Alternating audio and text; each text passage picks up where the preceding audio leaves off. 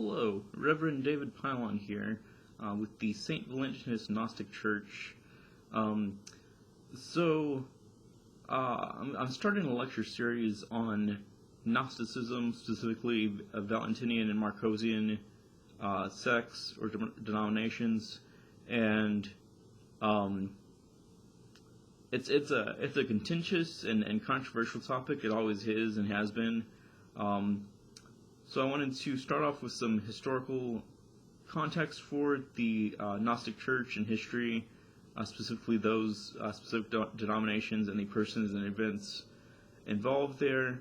Before I get into that, just a little bit about myself, that I am ordained within the Unitarian Universalist Church, and then decided to kind of branch out and start my own practice. Basically, my main focus of study has been into Gnosticism. There's a lot I still don't know, and I'm still learning, but I read a lot of literature on the subject. I know very little, not nearly as much as I should, about Kabbalah and other subjects. I've read and studied the full canonical Gospels and what's kind of the quote-unquote accepted Bible for Protestantism, at least, the Old and New Testaments. I've not finished all of the apocryphal texts yet. I do own copies of the vast majority of them that I have read and studied, some of which, when I can, I try to go to the source materials for my insights, and most of these views and opinions are my own, based on my own readings and studies. But a lot of what I'm going to talk about or say is based on what other people have written or done, reports on books and essays and so forth on topics where I have not necessarily read the original source material to come to my own conclusions, so I'm basing some of what I'm saying based on other people's conclusions, in instances where I just haven't found copies of some of the documents. I do know a little bit of the ancient biblical Greek. I stink at pronunciations, and I'm going to let you know that right now, that I'm probably mispronouncing everything. I can't read Hebrew at all. I've tried, and I'm going to keep trying. I just have great difficulty with it. I can understand the spoken Hebrew, at least some of it, better than I can reading it. It's just too different a language for me. But I have Hebrew and Greek, Old Testament and New Testament. When possible, I try to get copies of documents in both their original languages, whatever language that might have been, Greek, Hebrew, German, Latin, whatever, that have a transliteration where it's a direct translation into English, where it's side by side, so I can compare and contrast and compare that to other translations, like of the Bible, and see how things have changed over time, or how we might interpret them differently, in order to have that help me form my opinions as well. So, I think that was the basic gist of everything I needed to get out of the way first. So I just like to dive into, going just straight off of memory, so forgive me if I forget some things. But I was going to go into the story of the Gnostic Church and the Valentinians and Marcosians, and Valentinus and Marcus Magus, who were the founders of those churches, and just some of the other people and other events around them. So I'll start off with Simon Magus, who appears in the Bible. He's the only Gnostic figure, arguably, to appear in the Bible. He lived approximately between 15 and I believe it was 55 A.D.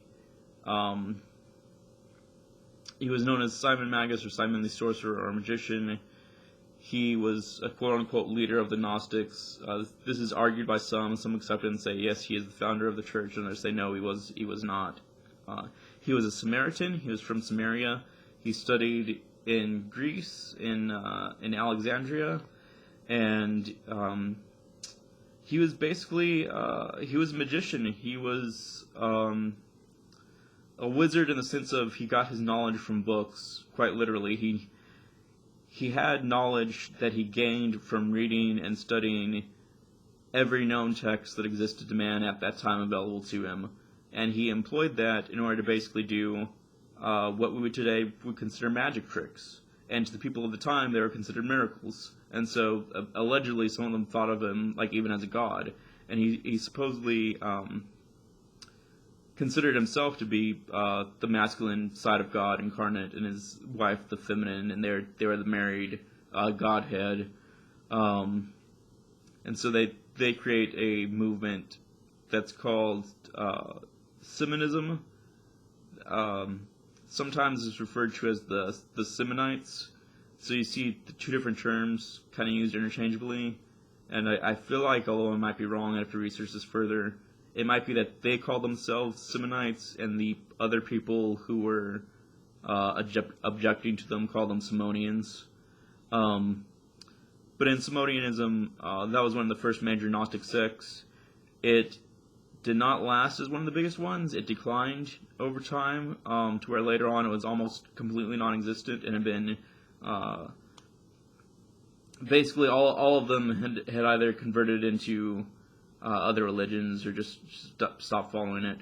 But they had a male priest and a female priestess.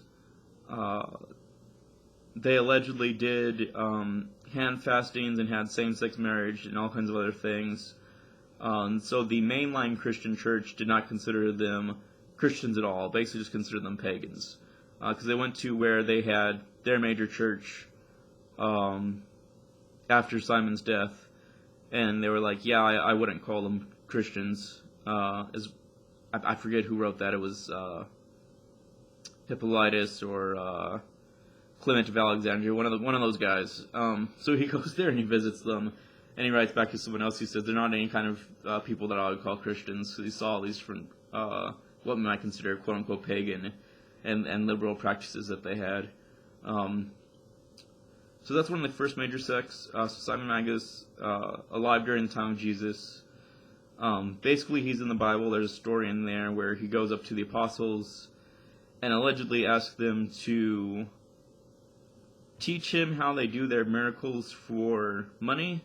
And this becomes within Catholicism, much later on, a sin called simony, which is trying to buy the Holy Spirit. This is not what I believe Simon was actually doing, based on the fact that it appears as though the things he's claimed to have done, his quote-unquote miracles, are all actually just advanced science, at least for the time period, to where they would have appeared to have been miraculous and magical to people who saw them. He was alleged to be able to fly with a flying contraption. He was alleged to have a photograph of a young boy that he took, and he said it was the young boy's soul, that he stole his soul, and so he would use that as a threat against other people. He'd like, look, I have this boy's soul captured on this sheet, and I'll do the same thing to you. So he had a pinhole camera, ancient primitive pinhole camera machine he set up, allegedly, which would be thousands of years almost before which I've seeing that same type of technology again.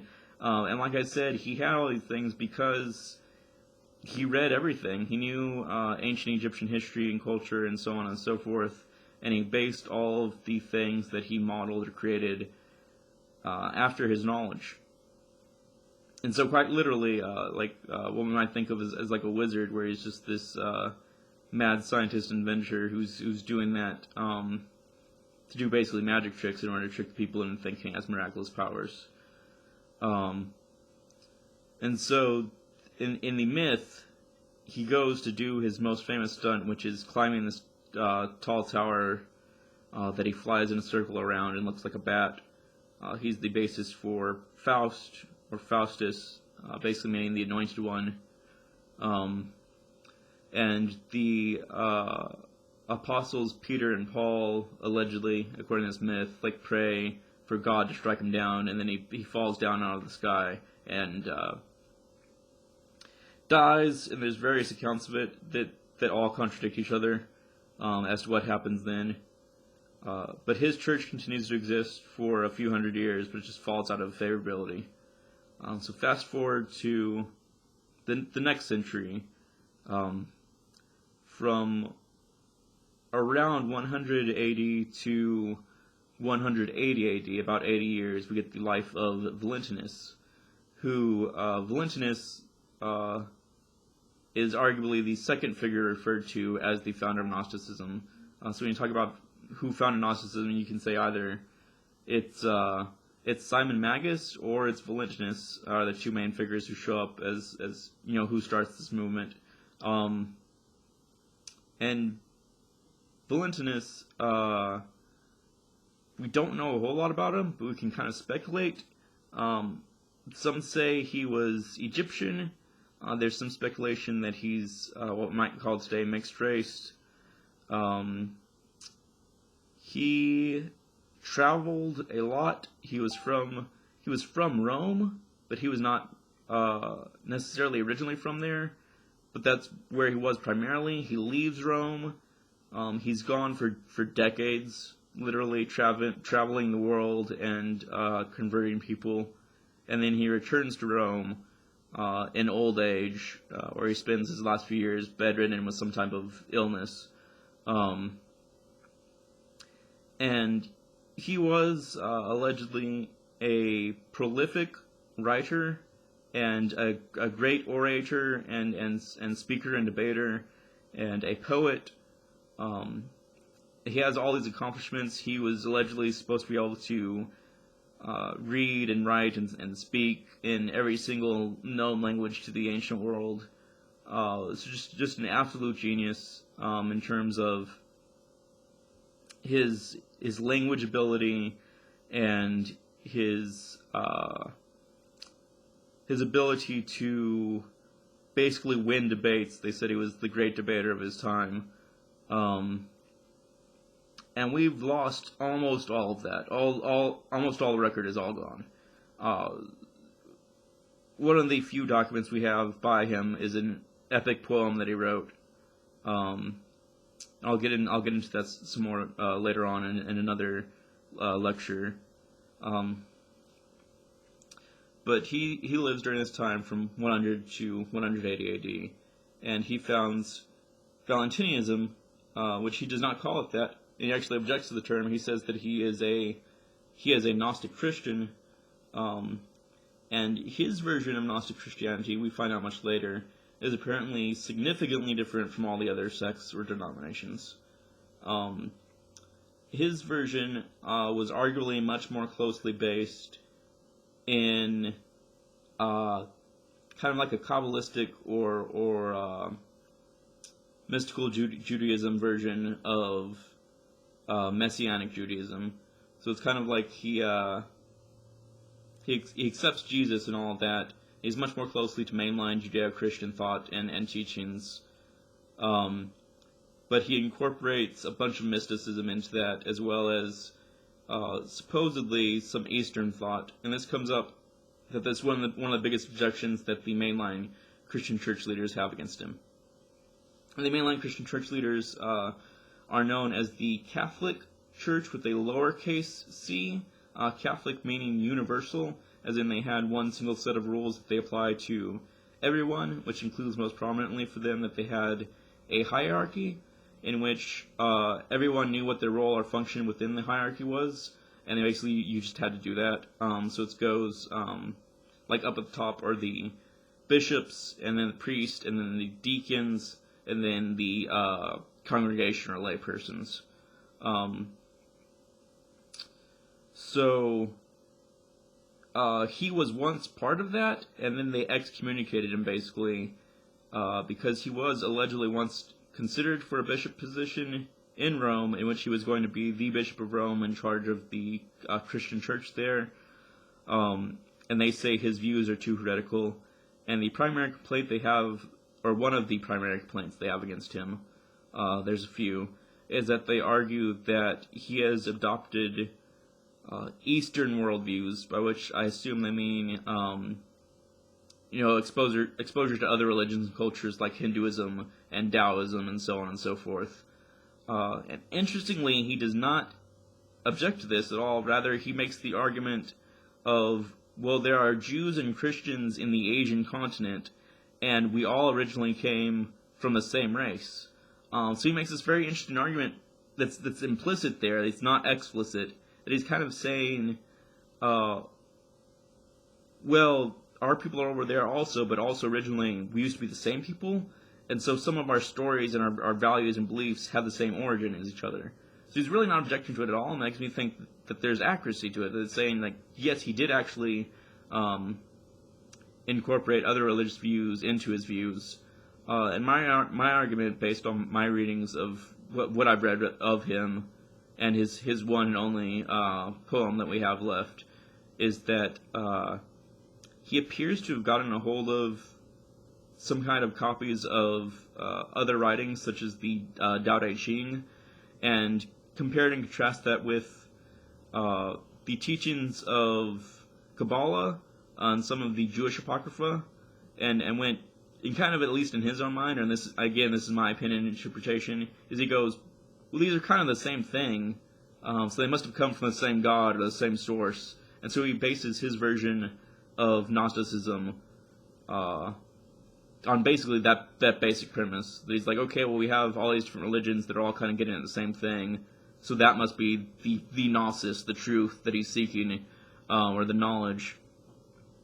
And so what we think about him based on the things we do know, is that he was clearly quite educated in Hebrew and in the Old Testament of the Bible, and in Kabbalah or Jewish mysticism, and in the Jewish apocryphal documents. So my speculation would be, the explanation that makes the most sense, is that since we know he was not Jewish, and we don't know his exact nationality, but it's possible, like I said, that he's part Egyptian and part other nationalities. The people who are against him, the quote-unquote Catholic Church, I'm going to get into a little bit more on that in a second, they kind of used like racial slurs against him. They called him Valentinus the Foreigner, and they also called him basically Oriental in like ancient Greek is what they referred to him as. And so they meant that he had what they interpreted as Asiatic features, and they put down some of his appearance. They'd say like he had this like giant bald head and hunchback. Basically, it looks kind of like he might have had some kind of mutation or deformity or something. They still respected his genius, even if they hated his ideas and thought he was an ugly old man. Even the people who hated him believed that he was just like the smartest person around. So since we know he's not Jewish, what's likely is that he belonged to a Gentile family who was raised in a Jewish community and household, which would have been likely their servants. So this would be someone wealthy and powerful, like the Sanhedrin, or a prominent rabbi, or some other big important figure like that, where he lives in their household and studied and learned under them, and that's why he comes to his knowledge that he bases his version of Christian Gnosticism on. So the next major figure, not a Gnostic, is Irenaeus, who is a leader within the mainline Christian church, so it's saying as the Catholic, lowercase c church, also known as the Proto-Orthodox Church, Orthodox meaning a set standard way of doing things, which at the time there was no such thing. That's why I call it the Proto-Orthodox. They are what became the Catholic Church and Orthodox Christianity. And Irenaeus is himself, he was Bishop Irenaeus. He's one of the figures responsible for having done that. So he comes originally from Turkey, what is present-day Turkey, from Smyrna. I don't know if I'm ever pronouncing that correctly. And he moves from there to Gaul, which is ancient France. And and he is the biggest opponent of the Gnostics. He absolutely hates them to the point that, like, he wishes them dead. He writes letters to people saying, you should stone these people to death, like, on sight. They're the devil, we need to kill them. So he's very passionate about this. And Valentinus, and I'm going to get into Marcus in a second. Marcus is is the student of Valentinus. He's his successor. He founds Marcosianism as a separate sector denomination of Valentinianism. Marcus and Valentinus are Irenaeus' arch enemies. He hates them, he wants them dead, and he writes a whole book about it called On Heresies, which is the primary source we have on these people and their beliefs and teachings, because ironically, all the other documents are almost all gone or destroyed. So it's only because Irenaeus hates these guys so much that he writes a whole book about it that we know anything about them at all. So thank you, Irenaeus. But he lives from, let me recall here, I believe it was around 130 AD to around 205 AD. So he lives about 75 years during that time period, overlapping with the end of Valentinus' life, and also overlapping partially with Marcus' life. Now, Marcus Magus, Marcus the Magician, he did not necessarily go by that title himself, but he might have. It's commonly believed that the title of Magus is ascribed to Marcus by Irenaeus in order to associate him with Simon, because Irenaeus says that Simon Magus is the father of all heresies, and that Valentinus and Marcus are the same as Simon. So he's basically saying, here was this evil sorcerer who started this cult, and these guys are just as bad, if not worse, than what he was, because they're pretending to be Christians like us. Whereas his people were much more further removed in practice.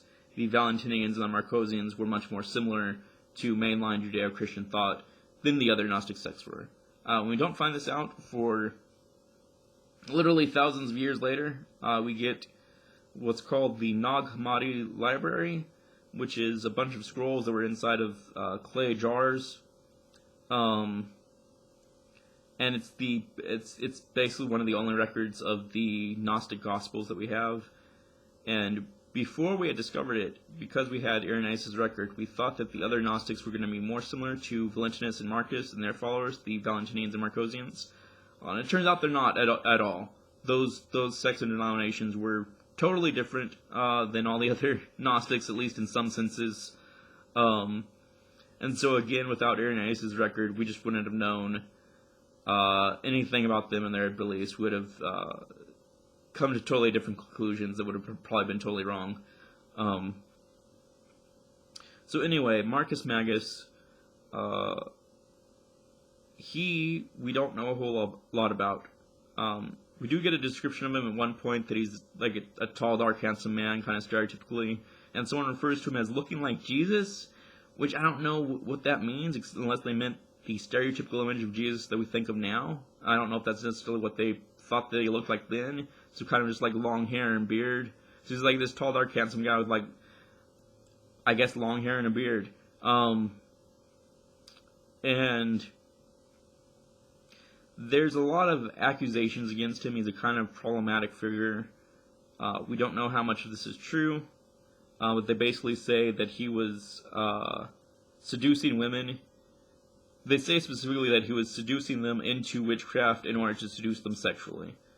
And one alleged accuser comes forward against him, and then everyone else says, like, we don't know what this lady's talking about, we never heard of her, and we don't think any of these things ever happened. So that's kind of like ancient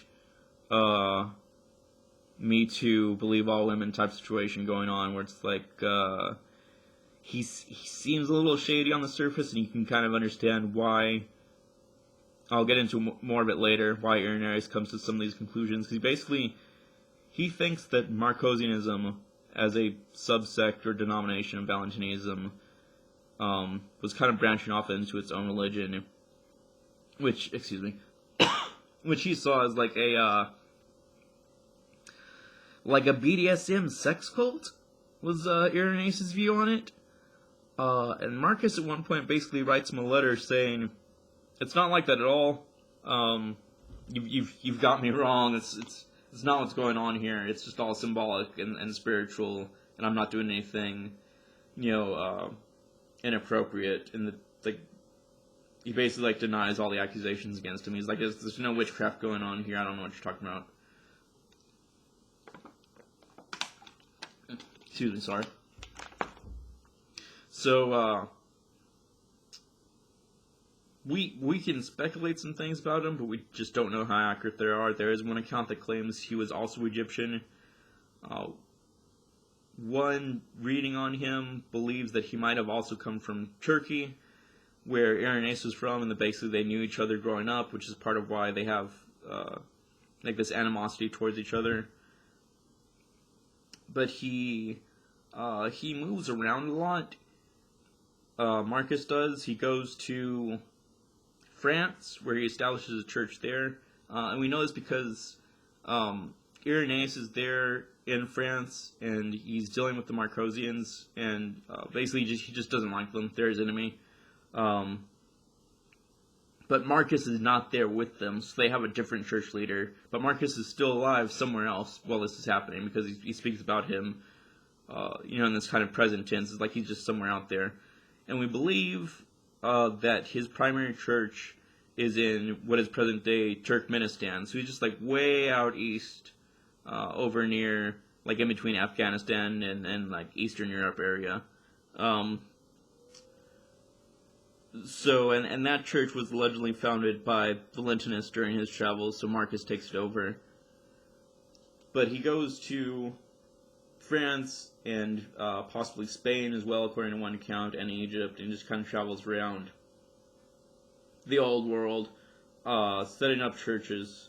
Because basically his process was, I'll get into this in great detail in a later video, that he would have this initiation process in which we go through levels of ascension, and once you were fully ascended, you became basically the same thing as what he was, that you were a priest within the Marcosian church, which ironically he also objected to the term. Whereas Valentinus says that he's a Gnostic Christian, Marcus says that he's a Valentinian Gnostic, and it's Irenaeus who develops these terms for them. So he would go around and he would convert people and get them through these levels of ascension, and then when they're finished, they become these priests that he would expect to do basically mission work and and establish new churches and communities in different other countries. But he disappears. So we know he was born sometime before Irenaeus, but we don't know exactly when. We know they were about the same age as each other. And then at some point between 165 and 180 AD, he just goes missing and is presumed dead. And that's the last we ever hear about him. So that's basically the major historical context and background. There are some other major events that happen.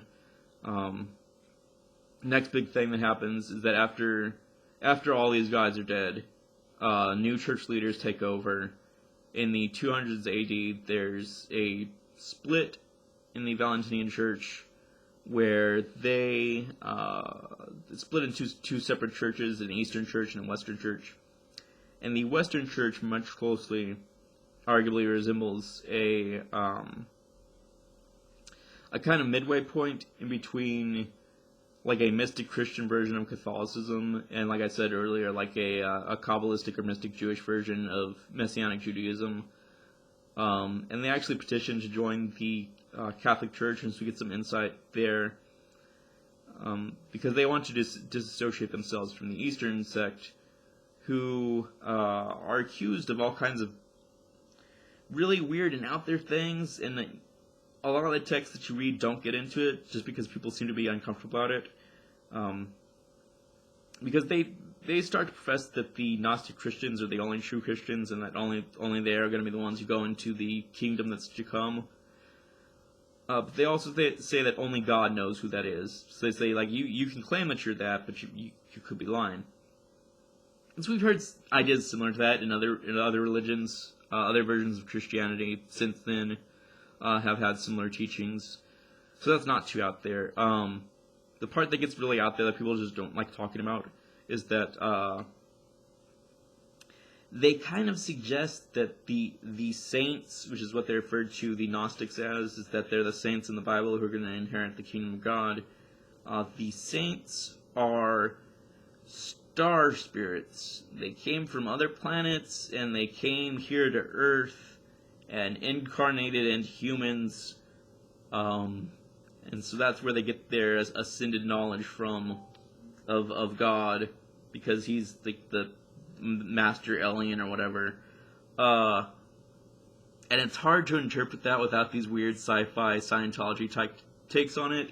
And as a modern person, I think that's why people just don't talk about that side of it at all.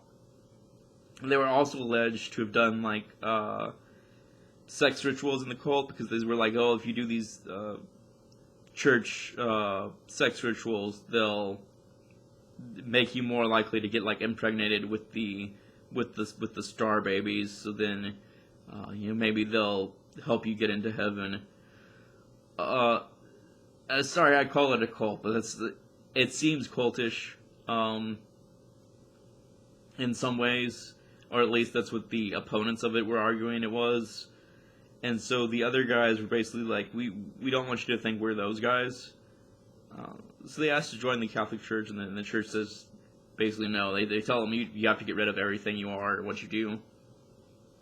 And they name a few stipulations, which gives us great insight into what the actual beliefs and practices of the Valentinian Church might have been, which I'm going to go into more detail on that later. But they basically say you got to burn all these heretical books. You got to stop teaching Eastern teachings, because they don't say exactly what those are.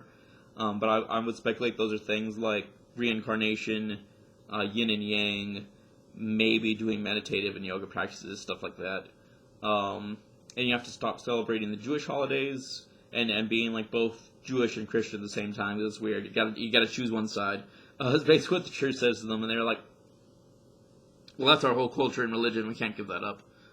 So they get persecuted. Some of them migrate into Europe.